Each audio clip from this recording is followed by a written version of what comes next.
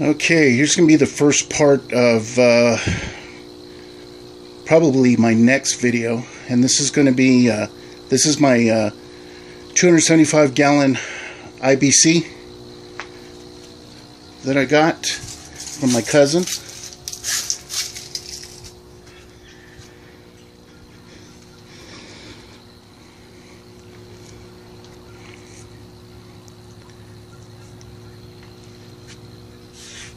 Yeah, my cousin works, or used to work, for a company that processes food. So this is a food grade container.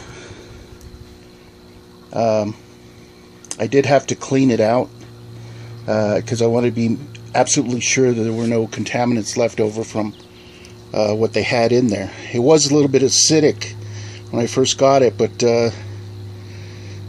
you know, I put some baking soda in with some water and scrubbed it down and ran a couple hundred gallons of water through it until it was coming back almost neutral. And just for my own purposes, I went ahead and got a Sharpie and highlighted the markings that were already on there. And what I've gone ahead and done is cut the top off. I looked at a few different designs. A lot of people cut the top off of these and around this point so they can use the top as another container. But I'm more concerned about having enough water for fish. I've got plenty of containers, so that's what I've gone ahead and done. So I'm able to utilize the full volume of this tank. So right now I've got it up at pretty close to full, so it's probably about 260 gallons, maybe 265. I've gone ahead and put in an air stone. I put some chloramine remover in there because this is just water right out of the tap. And I'm going to let this, it says instantly, but what I've always done when I use tap water to add to my aquaponics system is I usually let it run for at least 24 hours, sometimes 48. And to test it, I'll probably just use one of my goldfish. And so that's about it for now. I'll probably splice this into the next update. So we'll see you then. Alright, good morning. It's been a little bit more than I guess about a week and a half since the last little bit of video. But I've made a lot of changes. This is the IBC that I had. We've had some rain, and so it's kind of made it a little bit difficult to work on this. But first thing I ended up having to do is I discovered that in order to implement this to the system, I was going to have to raise the tank. As you can see what I've done, I got some cinder blocks, 4 of them, one on each corner, and raised it. And I didn't want to have to empty out all of the water, so I ended up using a couple jacks to lift this up, so I could slide in the cinder block. Also ended up having to, I discovered that I have a slant to this porch, and so in order to level this out, I had to slide a couple of 2x8s, and that seems to have done it.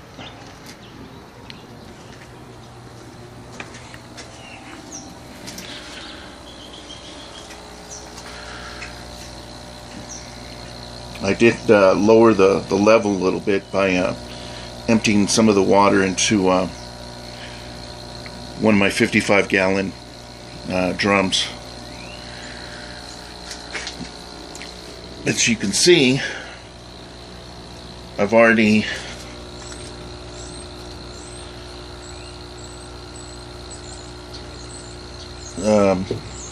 put the hole in the side. I've already installed all the piping.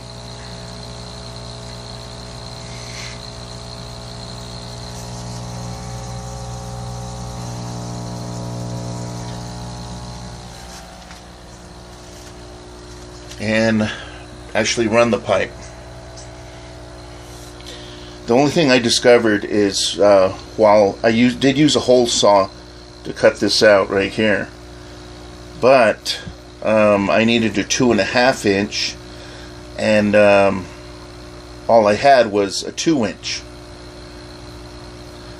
and so I ended up using my Dremel with the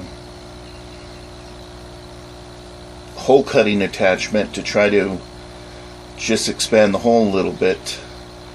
It's quite a bit more difficult than I anticipated, so I was not able to get a nice or you know, a perfectly round cut like here, you know, what the hole saws do.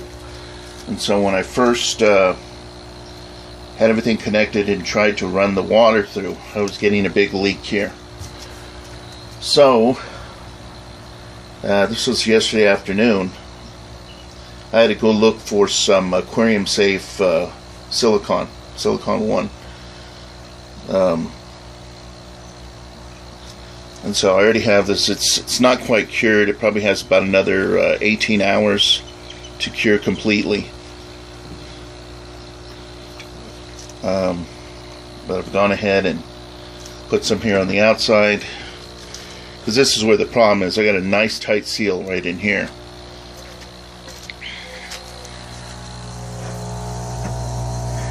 As you can see,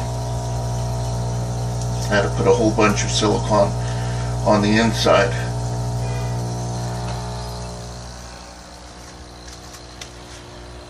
Now the silicone is rated for pressures up to 35 pounds per square inch, which I know I'm not going to get anywhere near that type of pressure on the tank. So hopefully by tomorrow I'll go ahead and run this through another test, and it'll hold in prevent the leak from coming out right here, because I was having a major leak right here at the bottom. I'm going to go ahead and pause this, and we'll go ahead and I'll show you the piping on the inside. Okay, here we have the other side. I've got it run through, you know, the wall. Now what I ended up having to do was, the reason why I had to raise the IBC was because I needed to have all the piping to be no less than a 48-inch height. So coming straight out of the IBC, I've got it 49 inches. And then it comes through here, and I have it attaching to my 2-inch aquaponic, hydroponic hybrid right here.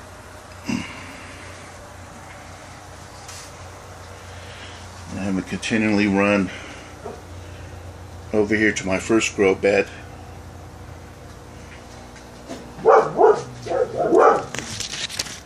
And then ultimately emptying out in here. Like I had mentioned, I've already run a test. Other than leaking coming out of the IBC, where I ended up having to use some silicone, I wasn't seeing any other leaks. and it seemed like it was working pretty good. So all I have to do now is wait till it cures and then get some water flow going. And then what I'll end up having to do is this, which was originally my fish container or fish tank, this is going to become my sump. So I'll put the pump in here and I'll have it run straight back out, right back into the IBC.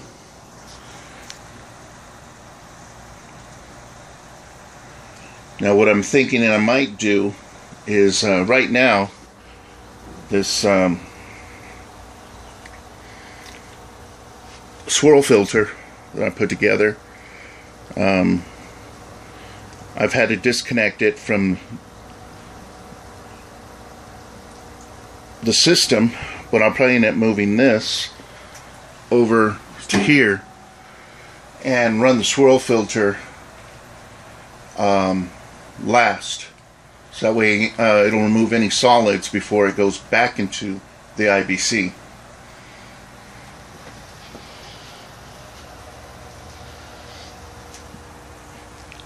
So what I'll end up doing for now is I'll go ahead and stop this video, and hopefully by the day after tomorrow, actually tomorrow morning about this same time, I'll have everything finished, the silicone be cured, and I'll complete this video. Alright, until then. Okay, here's the last part of the video of my IBC installation. Okay, so now I've reduced, I had 3 pumps running at once, now I have just one. I went ahead and bought a larger pump with a much greater head space. This one can push up about 350 gallons per hour to about, I think the packaging said 11 feet. So this is no problem. I have it running. I've gone ahead and moved my swirl filter up here, and man, this thing is really swirling. So I think I'm really going to see a huge benefit with this bigger pump. So I have it going from what was once my fish container. This is now my sump. It's going up to here. Solids are being swirled out, and it's returning back to the IBC, which is on the other side of this wall.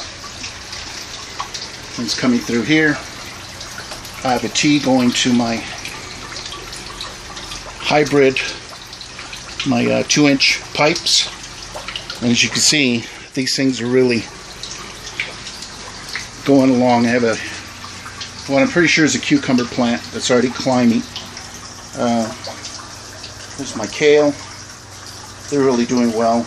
Even the spinach is doing much better than the spinach that I planted in pots.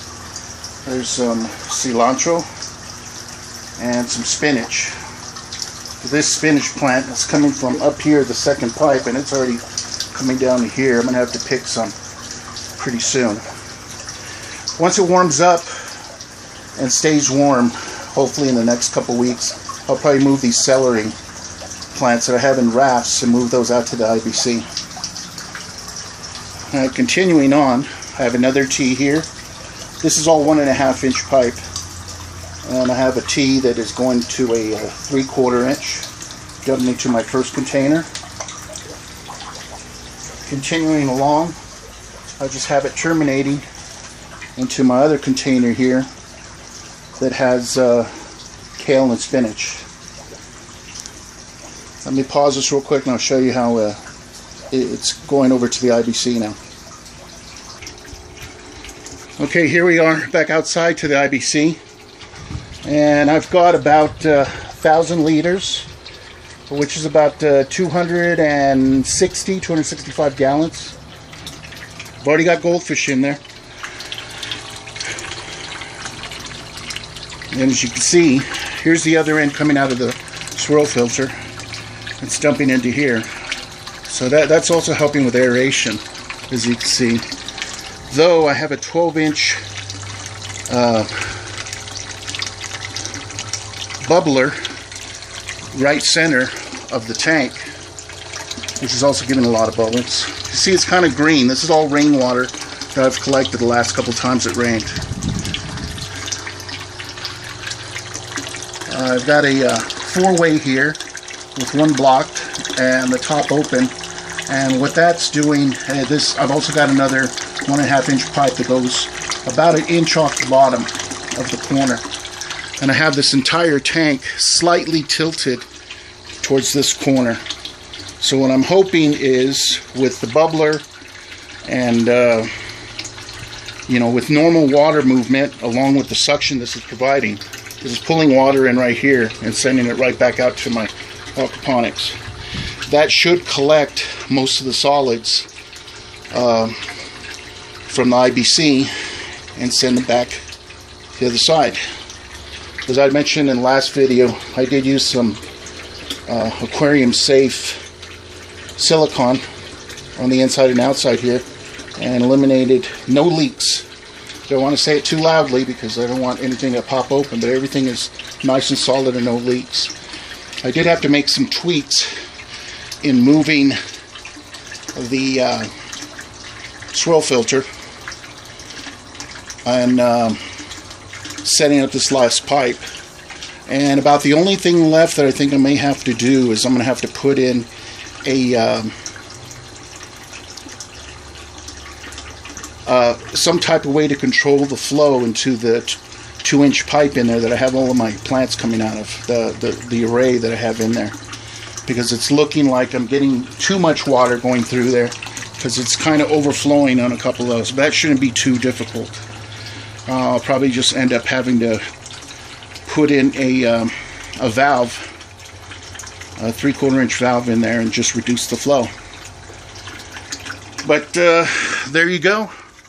If you have any questions, please let me know in your comments. Please like this if you think it looks pretty good. And look forward to the next update. And we'll see how all this affects the aquaponics system and the way the plants are growing. Thanks a lot. We'll talk to you later.